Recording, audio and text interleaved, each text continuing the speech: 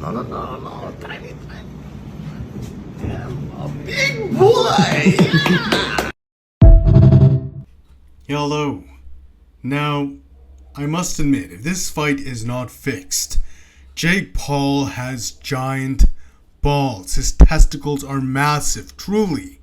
Anyone who decides to step in there with Anthony Joshua, giant, muscular, powerful, knockout artist, knocked out Francis Ngannou, who at one point in time was recorded for having the world's hardest punch. Francis Ngannou barely touches the machine, gets a record-breaking high. That's the guy who was fighting. He knocked him out. Francis Ngannou's taken punches from other heavyweights, completely unfazed, completely unbothered, knocking people out left and right in the UFC. And then Anthony Joshua came on and knocked him out spark clean, just like that. And Jake Paul, he's decided to take this guy on.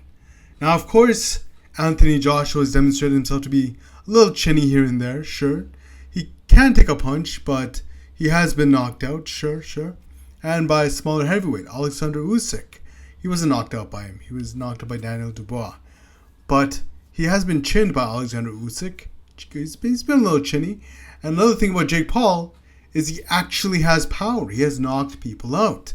But will that power translate into heavyweight? Will he be able to knock out a heavyweight? He has dropped a heavyweight. I've seen in footage. He has been able to drop a heavyweight, but to straight up knock out a heavyweight and to stop him to keep on coming and dropping bombs on his face. Sure, Jake Paul has improved. He is quite the technical boxer now. He is very skilled. He has respect from the fighting community as an established boxer. He is a fighter, for sure. Is he the best? That is debatable. But he does get respect for being an actual fighter. He has earned that. He has fought actual professional boxers and knocked them out. So, yeah, people who weren't past their prime as well. I forget, the Rhino or whatever his name was, that guy. He has done exceptionally well throughout. He's made a lot of money. He's done very well. He has demonstrated that he's significantly improved in his boxing ability. But versus Anthony Joshua, if he doesn't knock Anthony Joshua with a lucky punch, this is going to be very bad for Jake Paul's brain. For sure, Jake Paul is going to get a concussion from this. Very likely. Anthony Joshua is not a joke. Versus elite competition, he has been sparked.